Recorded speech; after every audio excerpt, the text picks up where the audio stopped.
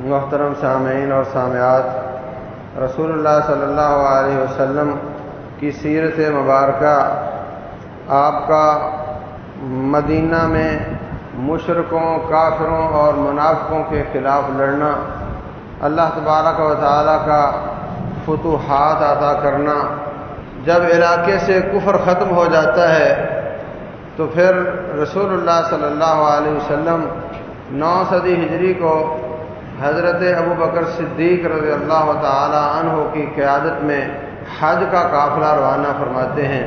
ابو بکر صدیق رضی اللہ تعالی عنہ کو امیر حج بنا کر آپ نے اشارہ دے دیا کہ جہاں میری قیادت کی ضرورت ہے وہاں میں نہ ہوں گا تو ابو بکر ہوں گے۔ جب حضرت ابو بکر صدیق رضی اللہ تعالی عنہ عرفات پہنچتے ہیں، پیچھے سے حضرت علی کو بھیجا گیا۔ سورہ توبہ کی ابتدائی آیات نازل ہوئیں۔ ان آیات میں اللہ تبارک و تعالی نے براءۃ من اللہ ورسولہ الی الذین عاہدتم من المشرکین، جن جن لوگوں کے ساتھ معاہدے کیے تھے ان کی طرف اللہ کی طرف سے اور اس کے رسول کی طرف سے برات کا اظہار ہے۔ یہ میرے مصطفیٰ علیہ الصلوۃ والسلام کی سچی نکھری ہوئی بصیرت والی سیاست ہے کہ آپ نے سب کو معاہدات میں باندھ کر الگ الگ ان کو ڈیل کیا، ایک دم سر پر سارے دشمنوں کو سوار نہیں کیا۔ پھر جو معاہدات توڑتے رہے ان کے ساتھ قتال ہوتا گیا، اور آج وقت آیا کہ آپ کے مقابلے میں آنے والی اس علاقے میں کوئی قوت نہیں رہی۔ اب ان معاہدات کا کیا کیا جائے؟ کب تک چلیں گے؟ جو لوگ معاہدات کی ہلکی پھلکی خلاف ورزی کرتے رہے، جن لوگوں کے ساتھ معاہدات تھے ہی نہیں، ان سب کے لیے اعلان کر دیا کہ اچانک آپ پر حملہ کر دیں تو یہ غداری ہوگی۔ آج حج کے موقع پر بہت علاقوں سے آنے والے لوگوں کے سامنے ہم اعلان کرتے ہیں کہ آج سے 4 مہینے تک مسلمان آپ پر حملہ نہیں کریں گے۔ آج کے بعد ہمارا تمہارا کوئی معاہدہ نہیں، 4 مہینے کے بعد ہم آپ پر حملہ کر سکتے ہیں۔ لیکن وہ لوگ جنہوں نے معاہدے میں کسی قسم کی کمزوری نہیں دکھائی تھی، فرمایا لم ينقصوكم شيئا ولم يظاهروا عليكم احدا فاتموا اليهم عهدهم الى مدتهم، تو جن لوگوں نے کسی قسم کی غداری نہیں کی ان کی مدت پوری کرو، جب تک ان کے ساتھ معاہدہ ہے پورا کیا جائے۔ جنہوں نے معاہدے توڑے تھے یا جن لوگوں نے معاہدات کیے نہیں تھے ان کے لیے 4 مہینوں کا وقفہ ہے، اس کے بعد دونوں فریق آزاد ہوں گے۔ جو چاہے کسی پر حملہ کرے، معاہدے کی غداری نہیں سمجھا جائے گا۔ یہ آیات لے کر حضرت علی رضی اللہ تعالی عنہ پہنچے۔ ابو بکر صدیق پوچھتے ہیں امیر ام مامور، آپ کو میرے بعد آپ نے امیر بنا کر بھیجا ہے یا مامور؟ کہنے لگے مجھے مامور بنا کر بھیجا ہے۔ لیکن عربوں کا رواج تھا کہ جب بھی معاہدات ختم کرنے ہوں تو معاہدہ کرنے والے کا کوئی خونی رشتہ دار آ کر کے اعلان کرتا ہے، اس کو قابل اعتبار سمجھا جاتا ہے، اس لیے حضرت علی رضی اللہ تعالیٰ عنہ کو اعلان کے لیے بھیجا۔ مینا میں بھی، عرفات میں بھی اعلان کر دیا گیا کہ آج کے بعد کوئی ننگا طواف نہیں کر سکے گا، اور جن جن لوگوں کے معاہدے تھے انہوں نے ان کو ختم نہیں کیا، توڑا نہیں، ان کے معاہدے باقی رہیں گے، اور جن کے معاہدوں کی مدت نہیں یا جنہوں نے توڑنے کی کوشش کی یا جن کے معاہدے نہیں ان کے لیے 4 مہینے کی مہلت ہے۔ مکے والے کہتے تھے جن کپڑوں میں گناہ کرتے ہو انہی کپڑوں میں کعبہ کا طواف نہیں ہو سکتا، لہذا جب بھی آؤ ہم آپ کو کپڑے دیں گے ان میں طواف کرو۔ بسا اوقات وہ کپڑے تھوڑے ہوتے، اچانک عمرے والے حج والے زیادہ آ جاتے، تو پھر قاعدہ یہ تھا کہ اگرچہ کعبہ کے رکھوالوں کے پاس کپڑے کم پڑ گئے ہیں لیکن آپ گناہ والے کپڑوں میں پھر بھی طواف نہیں کر سکتے، لہذا ننگے طواف کرو، عورتیں ہوں یا مرد ہوں ننگے طواف کرتے تھے۔ حضرت ابوبکر صدیق رضی اللہ تعالیٰ عنہ نے اعلان کر دیا آج کے بعد کوئی ننگا طواف نہیں کرے گا۔ اس کے بعد واپس آتے ہیں تو رسول اللہ صلی اللہ علیہ وسلم کو خبر پہنچی، ہر طرف سے وفد آنے لگ گئے، ہر طرف سے اس کو سنۃ الوفود کہتے ہیں۔ اللہ نے اعلان کر دیا تھا اذا جاء نصر اللہ والفتح ورأيت الناس يدخلون في دين الله افواجا، جب اللہ کی مدد آ گئی، فتح آ گئی، لوگ انفرادی طور پر نہیں اجتماعی طور پر فوج در فوج اسلام میں داخل ہونے لگ گئے۔ فسبح بحمد ربک واستغفرہ، اب اللہ تعالیٰ کی تعریفیں بیان کرو، اس کی تسبیحیں بیان کرو، اس سے استغفار کرو، انہ کان توابا، وہ بہت بخشش دینے والا ہے۔ ان آیات میں اشارہ ہے کہ بہت زیادہ لوگ آنے لگ گئے۔ ابھی تک جو لوگ انتظار میں تھے، دیکھتے ہیں کون جیتتا ہے، چڑھتے سورج کی پوجا کرنے والے، جو جیتے گا اس کی مان لیں گے، وہ سب تقریباً اسلام میں داخل ہو گئے۔ اس کے بعد رسول اللہ صلی اللہ علیہ وسلم نے دیکھا ایرانی ابھی تک یا رومی ابھی تک مسلمانوں کے خلاف مصیبتیں کھڑی کر رہے ہیں۔ موتا میں آئے تو ٹھکائی ہوئی، تبوک میں ہم وہاں جا کر بیٹھے رہے، وہاں ان کو سامنے آنے کی ہمت نہیں ہوئی، بزدلی تو دکھائی لیکن اپنی قوت کو بچا کر بیٹھے ہوئے ہیں اور سازشیں کرتے رہتے ہیں، جو بندہ مسلمان ہوتا ہے اس کو عذاب دیتے ہیں۔ اس لیے ان کی طرف رسول اللہ صلی اللہ علیہ وسلم نے ایک لشکر روانہ کیا، اس کا سربراہ حضرت اسامہ بن زید کو بنایا۔ اسامہ رضی اللہ تعالیٰ عنہ نوجوان ہے، حسن حسین کی عمر کا نوجوان ہے۔ لوگوں نے کہا چھوٹی عمر کا ہے، بڑے بڑے کبار صحابہ اکرام، کوہنا مشق، بہت ذہین فتین، بڑے تدبیر والے، ابوبکر صدیق، عمر بن خطاب جیسے، علی بن ابی طالب جیسے، حضرت خالد بن ولید جیسے بڑے بڑے سربراہ، بڑے بڑے اچھے سمجھدار اسٹریٹجی بنانے والے موجود ہیں، آپ ان کو امیر بنا دیں، یہ بچہ ہے، چھوٹی عمر کا ہے۔ رسول اللہ صلی اللہ علیہ وسلم فرماتے ہیں اس سے پہلے میں نے اس کے باپ زید کو امیر بنایا تھا، تمہیں وہ بھی اچھا نہیں لگا تھا، اب میں اس کو امیر بناتا ہوں، اس پہ بھی تمہارے تحفظات ہیں۔ اور اللہ تبارک و تعالی جانتا ہے کہ سارے لوگوں میں مجھے زید سے زیادہ محبت تھی، اور اس کے بعد سب سے زیادہ محبت مجھے اس کے بیٹے اسامہ سے۔ یہ اسامہ کون ہے؟ غلام کا بچہ جس کا کوئی خاندان نہیں، حسب نسب نہیں، پائی پیسہ نہیں، کوئی وجہ نہیں، لیکن نبی صلی اللہ علیہ وسلم کو ایمان کی وجہ سے اس سے محبت ہے۔ ان کو امیر لشکر بنایا، وہ مدینہ سے نکلتے ہیں، چند قدم آگے بڑھتے ہیں، جرف کا علاقے میں پہنچتے ہیں، آج کل جرف مدینہ کا حصہ بن چکا ہے۔ وہاں پہنچتے ہیں تو رسول اللہ صلی اللہ علیہ وسلم بیمار ہو جاتے ہیں۔ سب سے پہلے تقریباً سفر کی 28-29 تاریخ کو 11 ہجری کو سر میں درد ہوا، گھر آئے تو بخار ہو گیا، بخار شدت اختیار کر گیا۔ نبی صلی اللہ علیہ وسلم اس بخار اور بے ہوشیوں کے باوجود نماز پڑھانے کے لیے مسجد میں جاتے رہے۔ حضرت اسامہ نے جب دیکھا کہ آپ کی حالت بہت پریشان کن ہے، وہ جرف میں جا کر بیٹھ گئے، نہ آگے جاتے ہیں نہ واپس آتے ہیں، روانہ ہو چکے ہیں تو واپس نہیں آتے، اور پیچھے آپ کی فکر ہے تو آگے نہیں جاتے، وہاں پر بیٹھے ہوئے ہیں، انتظار کر رہے ہیں۔ رسول اللہ صلی اللہ علیہ وسلم کی بیماری بڑھتی جا رہی ہے، یہاں تک کہ ایک دن 7 دن وفات سے پہلے آپ مسجد میں تشریف لاتے ہیں۔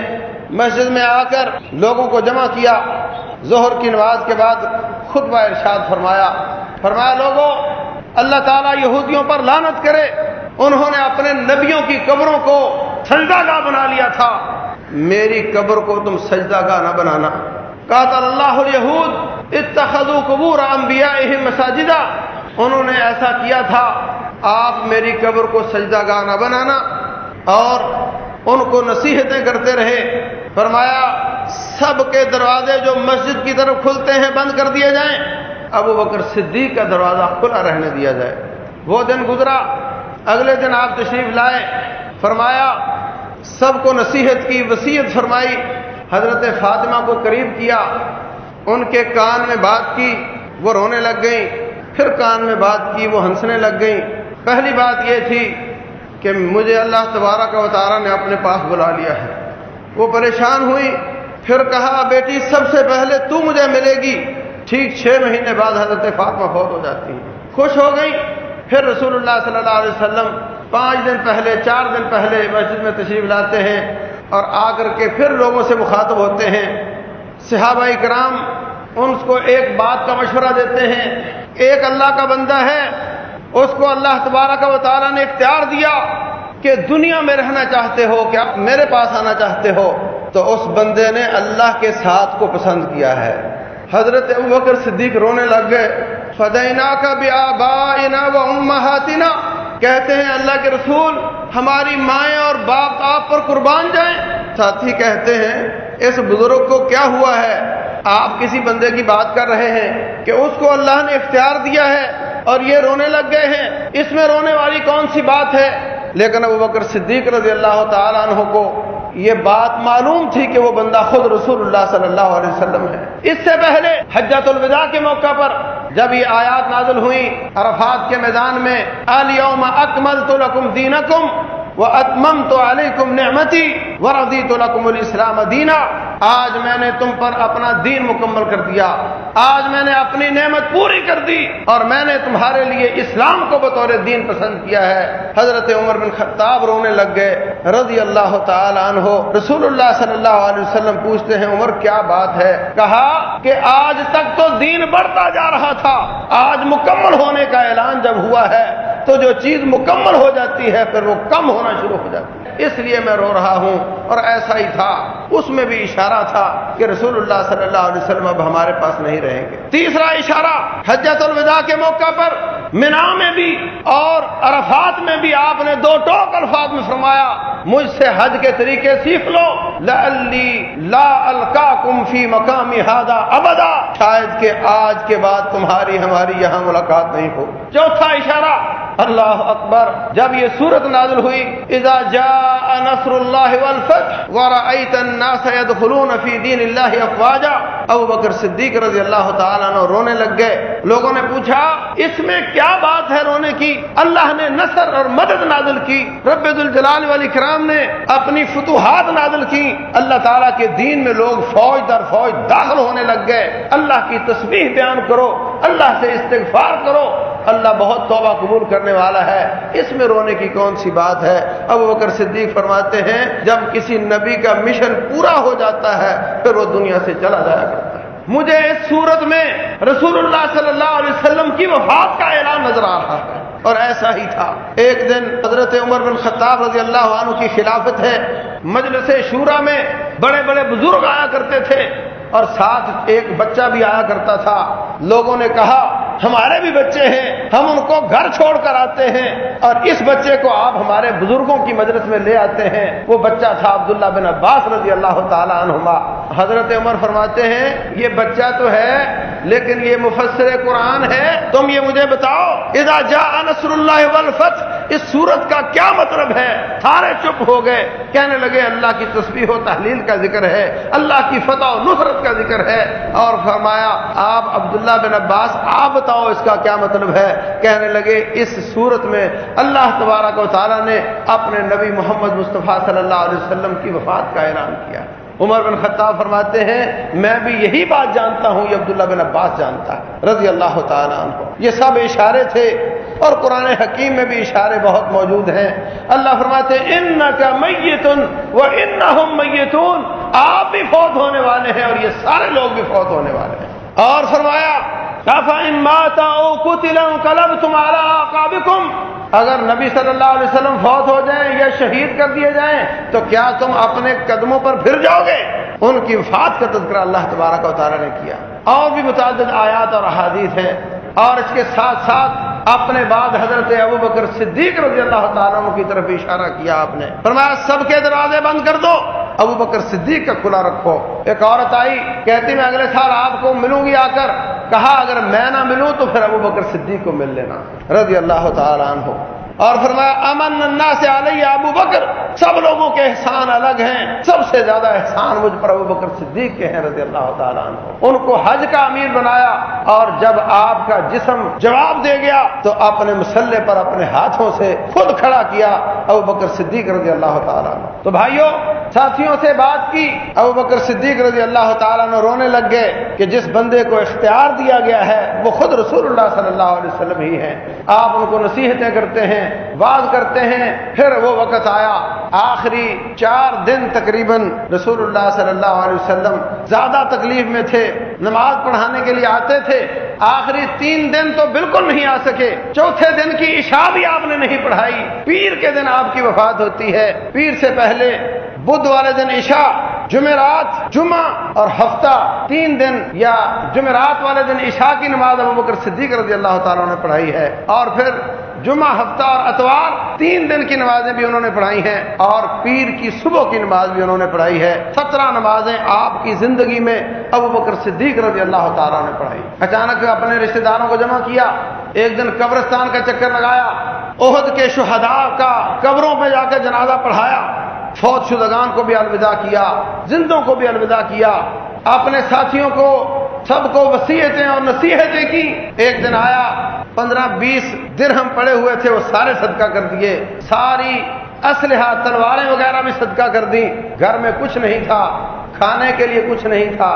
آپ نے بیویوں کے کھانے دانے کے لیے 30 سا کے بدلے تقریباً 60 کلو 1.5 من بنتا ہے، 1.5 من جو لیے اپنی زرع ایک یہودی کے پاس رکھی ہوئی تھی، اس کے بدلے میں 1.5 من جو حاصل کیے کہ اگر کچھ مال چھوڑ کر جاتے تو یہ بھی ان کی توہین ہے، اگر قرض چھوڑ کر جاتے یہ بھی ان کی توہین تھی.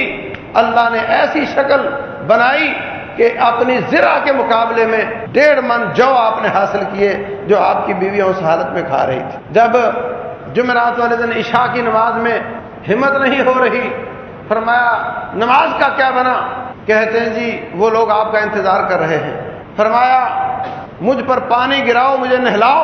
نہلایا، ہمت نہیں ہوئی. پھر فرمایا مرو ابا بکر فلیصلی بالناس، ابو بکر کو کہہ دو وہ نماز پڑھا.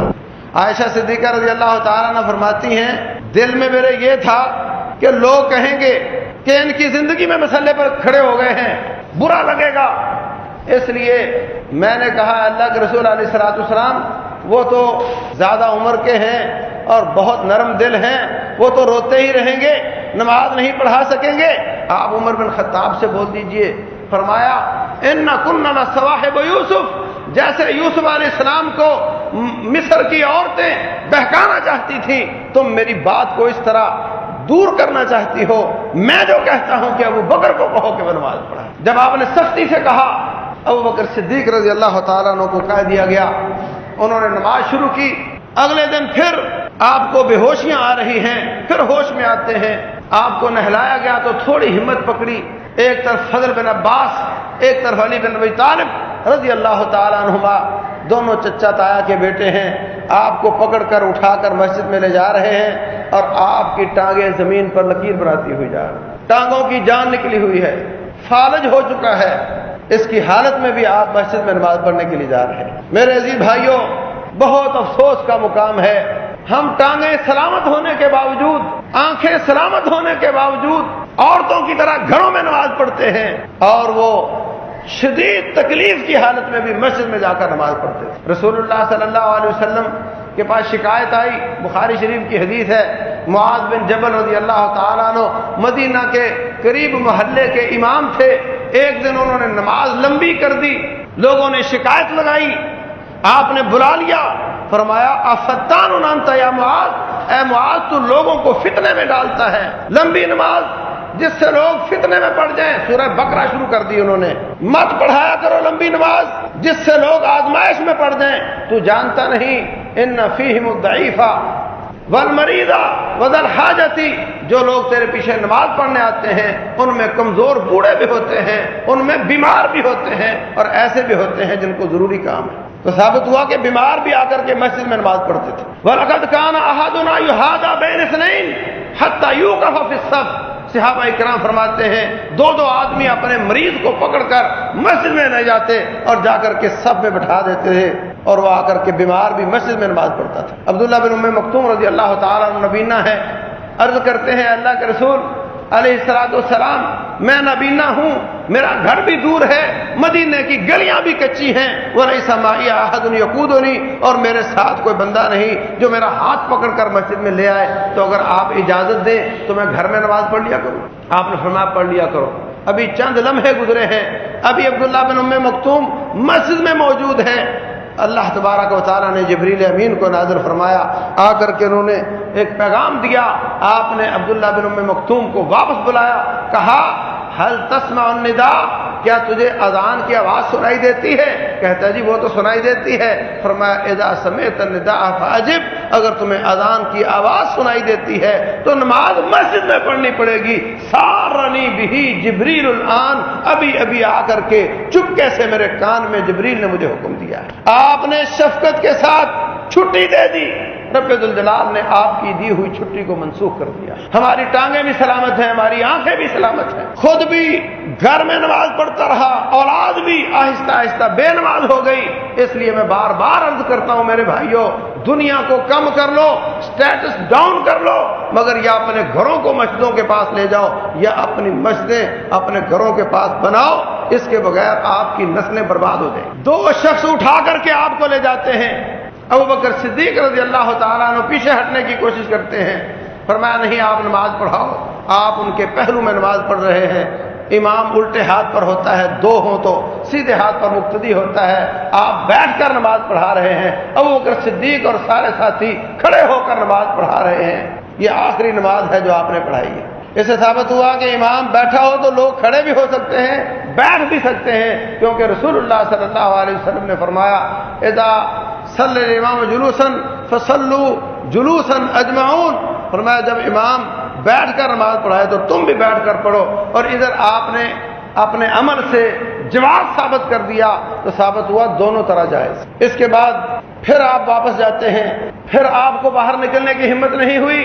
ایک دن آپ گھس کر تھوڑا وہ دروازہ جو مسجد کی طرف کھلتا تھا وہاں تک پہنچے اور پردہ ہٹا کر کے دیکھا ابو بکر صدیق نماز پڑھا رہے ہیں، لوگ پڑھ رہے ہیں، آپ کے چہرے پر مسکراہٹ آتی ہے، لوگ نماز میں خوش ہو جاتے ہیں۔ قریب تھا کہ وہ فتنے میں پڑ جائیں، نماز چھوڑ کر آپ کی طرف آ جائیں۔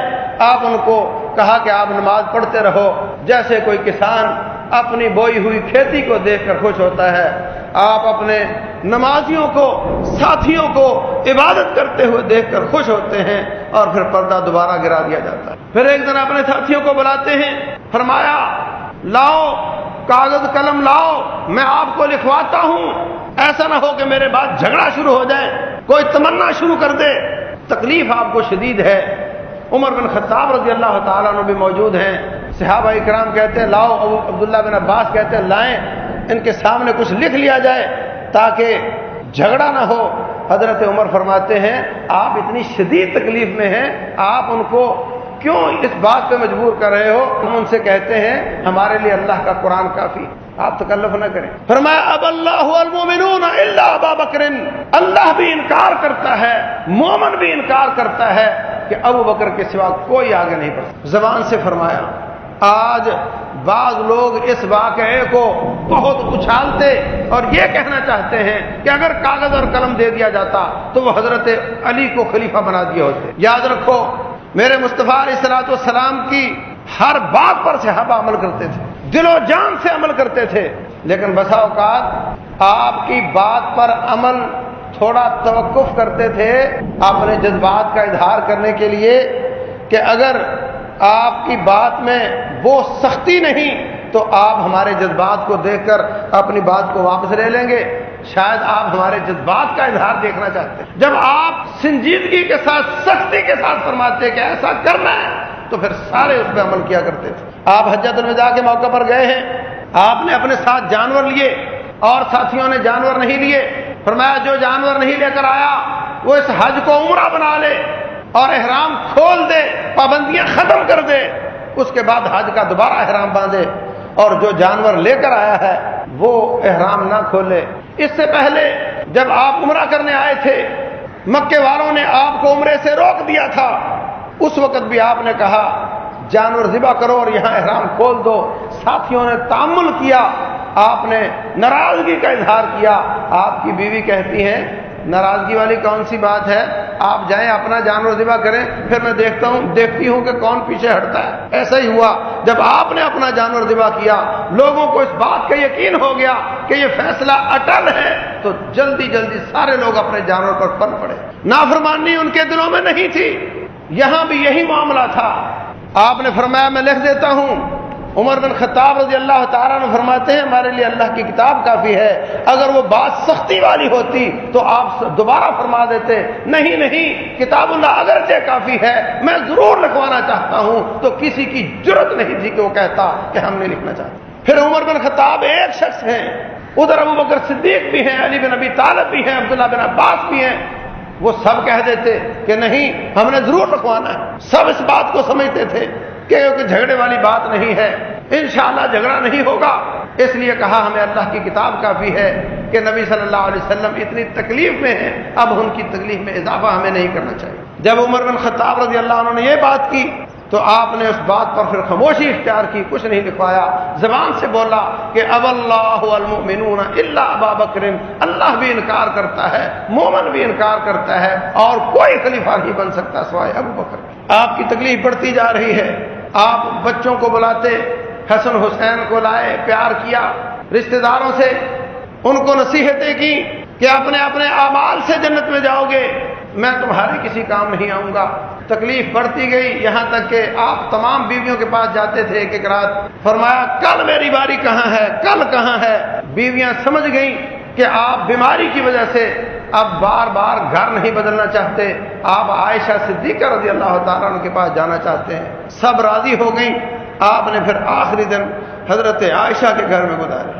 عائشہ رضی اللہ تعالیٰ عنہ فرماتی ہیں مجھے اللہ نے اعزاز دیا کہ آپ میری جھولی میں سر تھا اور میرا اور آپ کا تھوک ایک کے ساتھ دوسرے کے ساتھ مل گیا، میرے سینے کے ساتھ آپ کا سر تھا، اس حالت میں آپ نے وفات پائی۔ فرماتی ہیں میرا بھانجا مسواک کرتا ہوا اندر داخل ہوا، آپ کی نظر اس پر ٹک گئی، میں سمجھ گئی کہ آپ کو مسواک کی ضرورت ہے، ہمت نہیں ہے جسم میں نے ایک مسواک لی، اپنے منہ میں لے کر اس کو نرم کیا، پھر آپ کے منہ میں مسواک کروائی، میرا تھوک اور آپ کا مل گیا، اس طرح آخری دم تک آپ نے مسواک کو لازم پکڑا ہے۔ فرماتی ہیں آپ کے ہونٹ ہل رہے تھے تو میں دیکھتی ہوں سنتی ہوں کیا فرماتے ہیں، آپ فرما رہے تھے الصلاۃ الصلاۃ وما ملکت ایمانکم، لوگوں نماز کا خیال کرنا، نماز کا خیال کرنا اور اپنے غلاموں کا خیال کرنا۔ پھر فرماتی ہیں آپ کے ہونٹ ہل رہے تھے، پیر کے دن کی فجر ابو بکر صدیق رضی اللہ تعالیٰ نے پڑھائی ہے،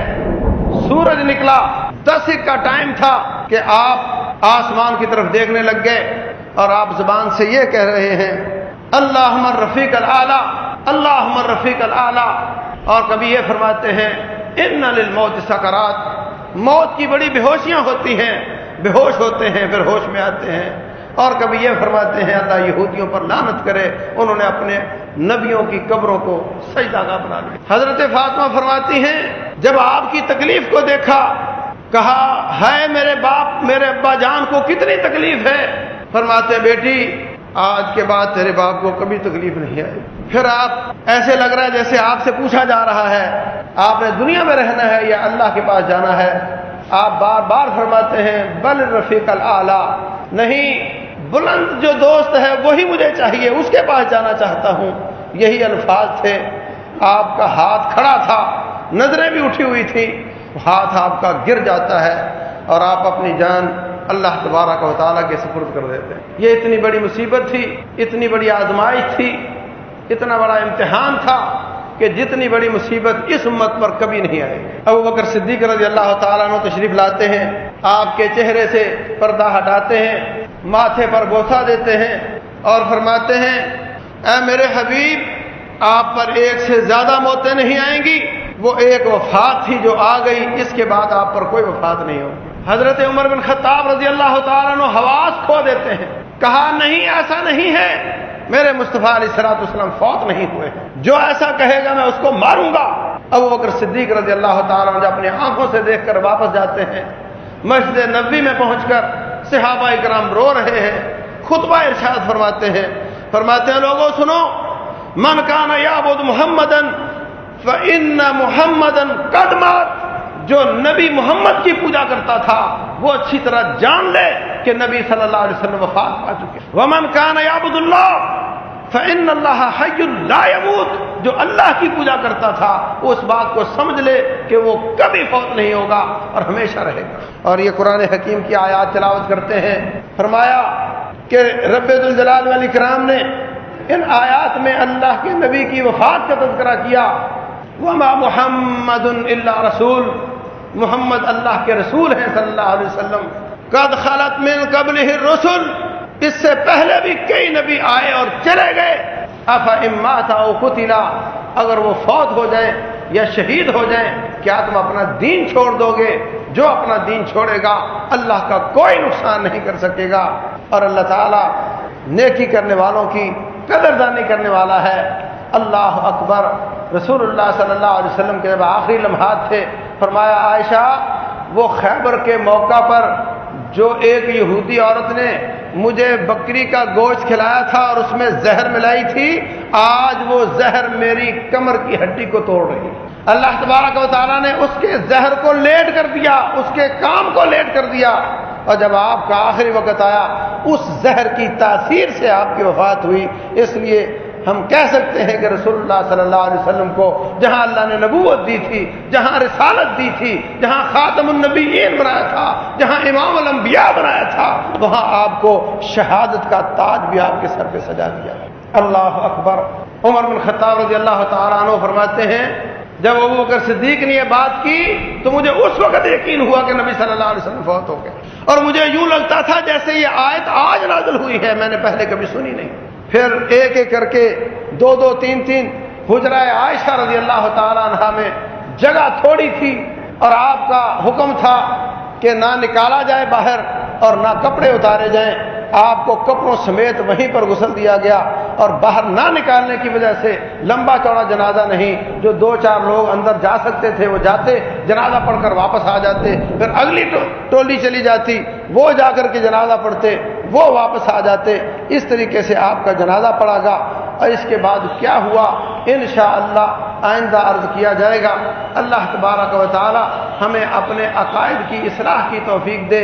میرے عزیز بھائیوں چھوٹی سی بات سمجھ لو، اس وقت لوگ کوئی حیاتی ہے کوئی مماتی ہے. رسول اللہ صلی اللہ علیہ وسلم زندہ ہیں، کوئی کہتا نہیں زندہ ہیں.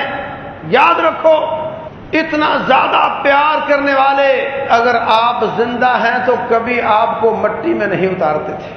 اور یہ جو نصوص میں نے بیان کی ہیں، آیات اور احادیث بیان کی ہیں، یہ تو طے ہے کہ آپ وفات پا چکے. لیکن شہید ہیں تو اللہ فرماتے ہیں شہید زندہ ہے. تو کیا اس کا مطلب یہ ہے کہ وہ جو جیسے وفات سے پہلے حالت تھی ویسی قبر میں ہے؟ یہ بات غلط ہے. اللہ کا فرمان ہے وَلَٰكِن لَّا تَشْعُرُونَ، تمہیں اس کی حالت کا شعور نہیں. اس لیے ان کی جو بھی حالت ہے اس کا باہر والا آدمی شعور نہیں رکھتا. بعض احادیث میں ہے کہ ان تک درود پہنچایا جاتا ہے، کوئی شک نہیں. عام مرنے والے کو بھی ہم سلام کہتے ہیں، ان پر بھی سلام پڑھا جاتا ہے، ان تک درود اور سلام پہنچایا جاتا ہے. لیکن اس کا یہ مطلب نہیں کہ سلام پہنچایا جاتا ہے تو وہ جواب بھی دیتے ہوں گے، جواب دیتے ہوں گے تو کھانا بھی کھاتے ہوں گے، کھانا کھاتے ہوں گے تو پخانا بھی کرتے ہوں گے، یہ سارا کچھ کرتے ہوں گے تو شادی بھی کرتے ہوں گے. جو دنیا کے لوازمات ہیں یہ سارے وہاں ثابت کیے جائیں، اس کی کوئی دلیل نہیں. بعض لکھنے والوں نے لکھا کہ آپ کی بیویاں بھی وہاں قبر میں ہوتی ہیں. یہ سب بغیر دلیل کے باتیں ہیں. اس کا نام حیات رکھو یا ممات رکھو، بات یہ ہے کہ جو آپ کے بارے میں بات ثابت ہو گئی اس کو مانا جائے، اور جو ثابت نہیں اس کو قیاس نہ کیا جائے. اس لیے کہ یہ آخرت کا معاملہ ہے، پردے کی اوٹ کا معاملہ ہے، علم غیب کا معاملہ ہے، ایمان بالغیب کا معاملہ ہے، جو دلیل کے بغیر قیاس کے ساتھ ثابت نہیں ہوتا. یہ طے ہے کہ آپ کی روح مبارک نکلی، آپ کو لوگوں نے قبر مبارک میں اتارا، آپ کی قبر مبارک موجود ہے، آپ اس کے اندر آج بھی موجود ہیں. رسول اللہ صلی اللہ علیہ وسلم فرماتے ہیں اللہ تعالیٰ نے زمین پر حرام کر دیا ہے کہ وہ انبیاء کے جسد خاکی کو کھا لیں. تمام انبیاء کے جسم ویسے کے ویسے موجود ہیں. یہ ہمارا ایمان ہے. اور یہ بھی ایمان ہے کہ آپ کی موت، آپ کی وفات شہادت کی وفات ہے، لیکن اس کی حالت کیا ہے، صفت کیا ہے، اس کی تفصیلات کیا ہیں، اس کو کوئی نہیں جانتا. خامخواہ اس چکر میں اپنے عقائد کو برباد نہیں کرنا چاہیے. اللہ تبارک و تعالی عمل کی توفیق دے. وما علینا الا البلاغ.